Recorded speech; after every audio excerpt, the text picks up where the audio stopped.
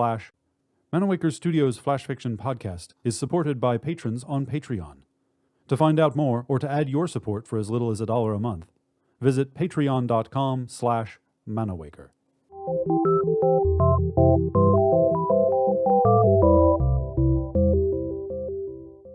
Welcome to Manawaker Studios Flash Fiction Podcast. I'm CB Drogi. This week, The Shadow Boxer by D.A. D'Amico. The oculi stood beside the tall Nazi soldier like a bleached marble statue. Its milky eyes never blinked. Its gaze never wavered beyond the lapel of Schmeling's threadbare woolen coat. "Do you realize who this is?" Amanda stepped close to the soldier, her young face just inches from the man's square jaw. Behind her, the immense silver bulk of the airship quivered in the sunlight as if afraid. "This is the great Mouse Schmeling, the champion shadow boxer." Schmeling pulled his coat closer, ignoring the buffeting winds and growing dusk chill. 35 years a boxer, and he'd never grown accustomed to the fame. Even after he'd retired, after the ink had faded and his grip on the shadows had become more miss than hit, fans still clamored to see him work. He'd hoped his daughter would have followed in his footsteps, but Amanda had no passion for the art. Her youth was her disability.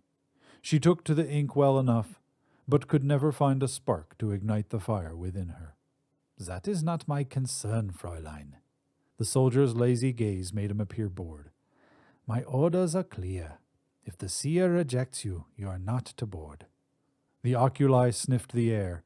Its once human features trembled, waxy skin sagging beneath an awkwardly draped black uniform as it settled back beside its master. "My father was hired to perform. Are you going to explain to the management of the Deutsches Zeppelin Reederei why their star missed his flight?" Amanda had transferred her anger from the bored soldier to the immobile oculi, her arms flailing as she spoke. She might as well have been yelling at the airship. Schmeling snatched her hands from the air before she could get physical. She was so much like her mother, so impetuous, so careless in the face of danger. She didn't realize what these men were capable of. She couldn't understand how much they'd already lost. "But, Father, they need to know who you are." Schmeling glanced at the oculi. The seer's cavernous mouth drooped, exposing a thick black tongue. It sensed Schmeling's anxiety. "I'm sure they already do." He hadn't expected the Nazis to be watching the airfields. He thought they were too preoccupied in the slums, too busy consolidating power to concern themselves with luxury excursions. It was the reason he'd chosen the Eisenberg in the first place. It seemed his best chance of fleeing the country, his best hope of removing his daughter from the ticking time bomb Germany had become, before she too was taken from him. He turned, placing a hand on Amanda's shoulder. "We'll have to find another way." She tensed. The silver brooch at her throat slipped, opening her silk blouse and revealing a tiny boxer. The tattoo flexed against her collar, seeming to dance when she swallowed. "What is the delay, Sergeant?" "Herr Sturmbannführer." The sergeant jerked upright, suddenly alert. The SS major stood on the gangplank, his long black coat billowing in the frigid breezes. He stared at Schmeling behind small round glasses, his tiny dark eyes reflecting the setting sun. "The delay?" The sergeant stepped closer to Schmeling. "This man. The seer rejects him. But this young lady insists he's some kind of performer." "Not just a performer. This is Mouse Schmeling, the famous shadow boxer." Amanda turned toward the major, her hands clutched as if praying. The major shifted his gaze to the oculi. The creature stiffened. Its milky eyes sought Schmeling, and it trembled. "Show me." "Sir?" Schmeling squinted as a stray beam of dying sunlight broke through the shifting clouds. He hugged himself, suddenly cold. The shadows no longer obeyed the way they used to. He had difficulty controlling them through the pain, and wasn't sure he could manage it at all here on the edge of the Berlin hotel's roof. "Box for me." The SS major spoke softly, but his words felt like iron. "Now." Amanda helped him remove his coat. Her hands trembled as she adjusted his collar and fixed the part in his thinning hair, fingers hot as she touched his cheek. "Take it slow. Concentrate. Let the pain win, but don't go too far. Come back to me. He'd used those words on the occasions he'd tried to train her in the art, but she'd lacked the craving to pull the threads together. Without a driving passion, the shadows would never do her bidding. Perhaps that is my problem. What, father? Amanda's eyes were large, concern coloring her pale cheeks. She looked so much like her mother. Sorry, meine Liebe. I was thinking out loud. He glanced away. His wife had been killed a year earlier in the riots when the Nazis had started burning books in the streets. Schmeling's passion for life had faded that day, leaving him with little joy and a profound sense of emptiness. Herr Schmeling? The Major's ominous tones seemed to vibrate through Schmeling's worn shoes as he undid the top buttons of his shirt. The cold bit into his disfigured chest. Icy fingers caressed the raised lines of scar tissue covering stylized tattoos, grasping at the tender flesh beneath. The soldier drew his pistol, aiming it casually in Schmeling's direction. Is that necessary? Amanda glanced at the Major, her voice trembling. We shall see, he nodded.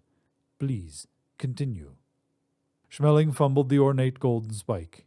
Its filigreed shaft threw runic shadows in the dying sunlight, bright spear points that played across the waiting dirigible. Take it slow.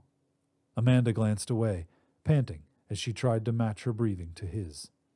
Schmeling chose the crouching boxer tattoo on his left shoulder, not by preference, but because it was one of the few not entirely covered by scar tissue. The nail sunk deep, thirsty for blood. Schmeling gasped. He bit his tongue to stifle the unprofessional outburst. The sky seemed to darken. Violet threads wavered against the hard angles of the gangplank and nearby rooftops, shimmering like heat. Agony shredded his flesh, pouring in black ribbons onto the pebbled rooftop. He reached out with his thoughts, encountering resistance. The threads fought like eels against his control, but control is what he'd trained for, what he'd spent decades perfecting. He pulled them together. I can't hold it, he grunted, his voice a croak as he whispered. A gray smudge formed, flickering as the roof vanished. Everything vanished. He'd gone too far. Panic pulled the shadow from his grasp. He staggered, losing hold, and the threads unraveled. The shade evaporated. The sun reappeared. Amanda rushed over, holding him as she draped his coat over his sagging shoulders. I am not impressed. The Major placed his hand behind his back and glanced at the sergeant. Take them. The soldier nodded, a bland expression on his wide face. The gun jerked. Please, we need to be on that ship. Let me try again. Schmeling stumbled forward. The gun went off. Amanda screamed. Schmeling staggered back. He dropped to his knees, holding his right side. Blood stained his fingers where the bullet had grazed him. The air crackled. The stench of ozone overpowered the taste of blood. The thin ribbons of shadow unraveled at the corners of his vision. Rette mich! The sergeant collapsed, folding like a doll. The oculi howled, its doughy face darkening as shadows pummeled it into mush before it fell from its perch. The Major turned. Shadows grew from the guy wires around him, threads mingling into the appearance of a prize fighter, into the image of a young Schmeling. It feinted, bobbing as it spun to place a right hook squarely on the Major's chin, sending the man clattering over the gangway and a dozen stories down to the street below. Schmeling watched, his thoughts in turmoil, flashes of shadows darting through his mind as they receded into the ether. The power surged around him. It felt stronger than he'd ever experienced, but he'd done none of it. How? He glanced back at his daughter. Amanda crouched beside the gangway, a dribble of blood trickling from the silver brooch embedded in the tattoo at her collar. Her chest heaved, and her gaze flitted in frantic ticks across the rooftop, unable to settle on any one object. I did it to protect you, Father, she gasped, struggling to free herself from the spell. She looked ghostly pale, and Schmeling cried as he realized the danger she'd placed herself in.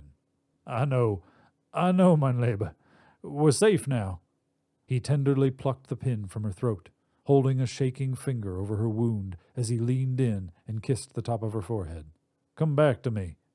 Her eyes were black pools, pupils lost in shadow. Energy dripped from her body like sweat. She blinked, skin pale as snow, her breathing ragged as if she were chewing the air. He inhaled, embracing the pain and the loss, letting it overpower him as he dove into the growing shadows.